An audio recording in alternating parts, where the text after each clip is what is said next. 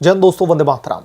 Supreme court में मुख्य न्यायाधीश सूर्यकांत ने घुसपैठियों के ऊपर प्रहार क्या किया, इस देश में बैठे कुछ जयचंदों को बहुत ज्यादा तकलीफ होने लगी है। और दोस्तों, ये जयचंद सिर्फ राजनीति में नहीं बैठे हैं, ये कोर्ट में भी बैठे हुए हैं, जो रिटायर हो चुके हैं, लेकिन फिर भी उन्हें इन घुसपैठियों को लेकर के इतनी हमदर्दी है कि सीजेआई सूर्यकांत के खिलाफ ही मोर्चा खोल दिया। सीजेआई सूर्यकांत के खिलाफ ही ओपन लेटर लिख करके इसका विरोध दर्ज करने लगे। और ये जो ओपन लेटर लिखा गया था, ये तमाम जो रिटायर्ड जजेस थे और वकील थे, उनकी तरफ से ये ओपन लेटर भेजा गया था। और रोहिंग्या मुसलमान और घुसपैठियों को लेकर के इतनी ज्यादा हमदर्दी दिखाई दे रही थी कि जैसे ये सबसे बड़े ठेकेदार हैं इन घुसपैठियों के।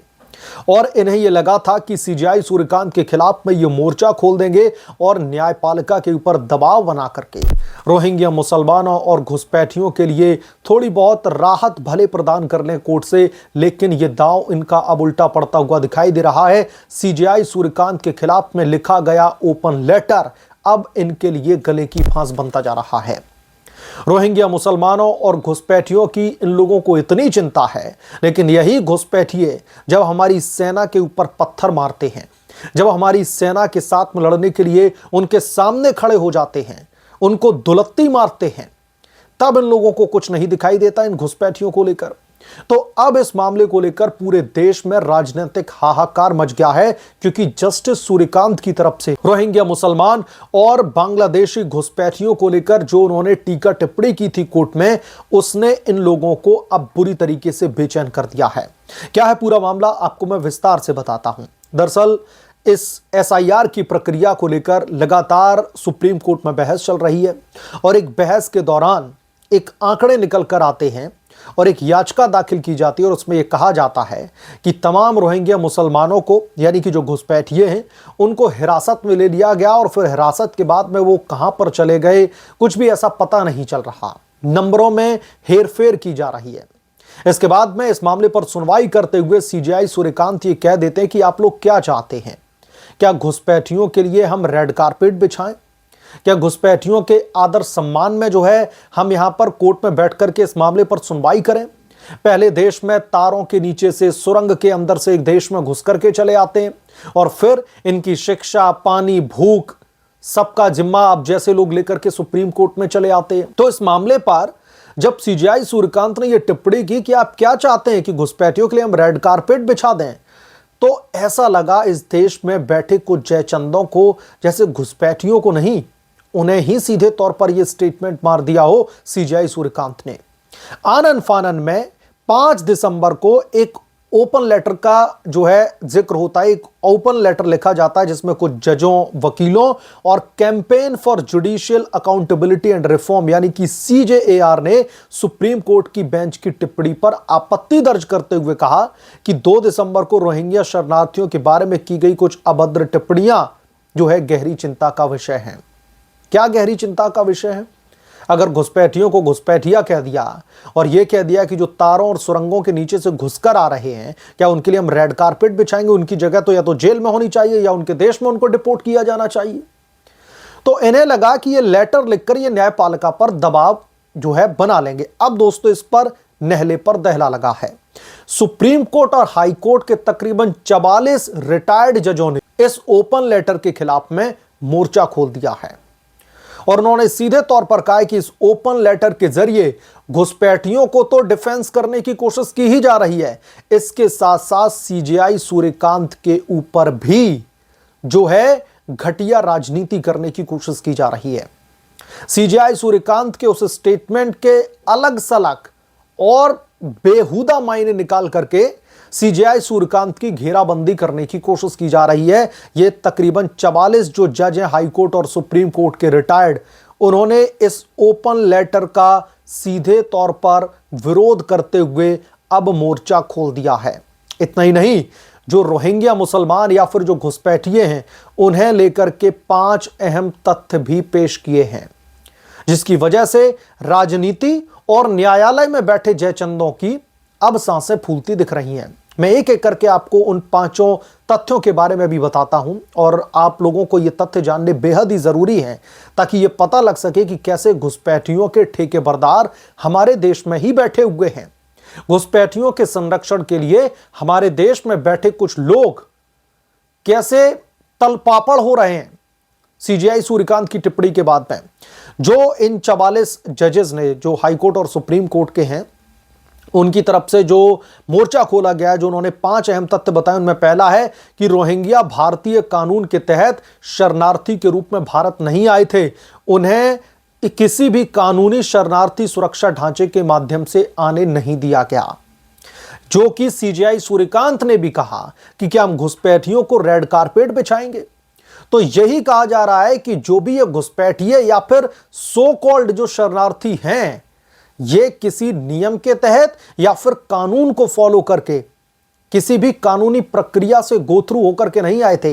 ये तारों के नीचे से घुसकर आए थे, तार काट करके आए थे, सुरंगों में घुस घुस करके आ गए थे। ये वो लोग हैं। तो इन्हें रेड कारपेट बिछाने की जरूरत नहीं है। या तो इनकी जगह जेल में है या फिर उनको वापस खदेड़ा जाए इनके देश में। दूसरा जो तथ्य उन्होंने बताया कि भारत ने न तो 1951 के यूएन रिफ्यूजी कन्वेंशन पर सिग्नेचर किए हैं और ना ही इसके 1967 के प्रोटोकॉल पर। यानी कि भारत किसी भी ऐसी संधि के दबाव में नहीं है कि इन घुसपैठियों का भार अपनी छाती पर लेकर के ढोए, इन घुसपैठियों के लिए रेड कारपेट बिछाया जाए। ऐसी किसी भी कन्वेंशन यानी कि संधि पर, जो रिफ्यूजी कन्वेंशन होता है, उस पर कोई साइन नहीं किए भारत ने। तो इनका ठेका आप ठेकेदारों को ही मुबारक है, भारत सरकार इसके लिए जिम्मेदार नहीं है। तीसरा, यह एक गंभीर और वाजिब चिंता है कि गैर कानूनी तरीके से भारत में घुसने वाले लोगों ने आधार कार्ड, राशन कार्ड और दूसरे भारतीय दस्तावेज कैसे हासिल कर लिए। यह वाकई में चिंता का विषय है।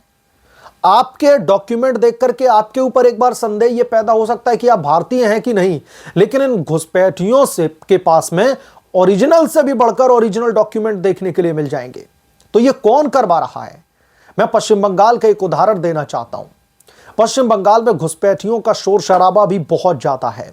ममता बनर्जी के ऊपर जब सवाल खड़े किए गए घुसपैठियों को लेकर कि इनके पास वोटर आईडी कार्ड या फिर ये सारे दस्तावेज कहां से लेकर आ गए और इतने सालों से कैसे ये पश्चिम बंगाल में रह रहे हैं, तो ममता दीदी पलटवार करती हैं कि गृह मंत्रालय किसके पास में है? भारत सरकार के पास में है। अमित शाह गृह मंत्री हैं।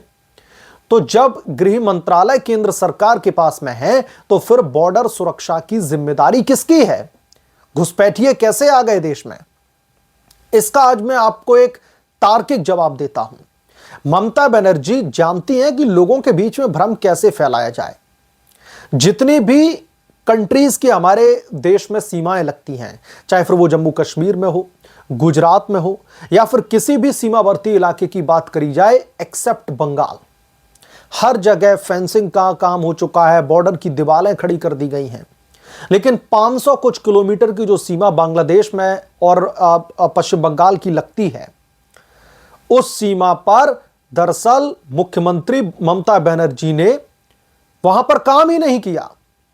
और इससे भी बड़ी बात पता क्या है? चलिए थोड़ी देर के लिए मान लेते हैं कि यह केंद्र सरकार का फेलियर है, घुस गए घुसपैठिए, लेकिन प्रदेश में जब घुसपैठिए घुसे तो कैसे उन्होंने अपने सारे डॉक्यूमेंट बनवा लिए? जो वोटर आईडी कार्ड बनता है उसके लिए कौन जिम्मेदार होता है? राज्य की सरकार जिम्मेदार होती है। राज्य सरकार का वो पर्टिकुलर पोलिंग एजेंट जिम्मेदार होता है, वो उनका वोट बनवाता है। आधार कार्ड किसने बनवा दिया? राशन कार्ड किसने बनवा दिया ममता सरकार की तमाम बेनिफिट लेने के लिए? तो ये सवाल खड़े होते हैं कि आप लोगों ने इन लोगों को पाला पोसा है और आज ये भारत के लिए एक बहुत बड़ी समस्या बन चुके हैं। चौथा जो अहम तथ्य इन घुसपैठियों को लेकर के इन तमाम रिटायर्ड जजेस की तरफ से सीजेआई सूर्यकांत को डिफेंड करते हुए उस ओपन लेटर के खिलाफ में दिया गया, इन परिस्थितियों में यह आवश्यक है और उचित भी है कि कोर्ट की निगरानी में एक स्पेशल इन्वेस्टिगेशन टीम पर विचार किया जाए। यानी कि अब देखिए, दो तरीके के लोग हैं इस देश में। एक वो लोग हैं जिन्हें इस बात से तकलीफ हो रही है जब रोहिंग्या घुसपैठियों के खिलाफ में सीजेआई सूर्यकांत सख्त पॉलिसी अपनाते हुए ये कहते हैं कि वो घुसपैठी हैं तो उनके साथ में घुसपैठियों जैसा सलूक होना चाहिए, हम रेड कारपेट थोड़ी बिछाएंगे।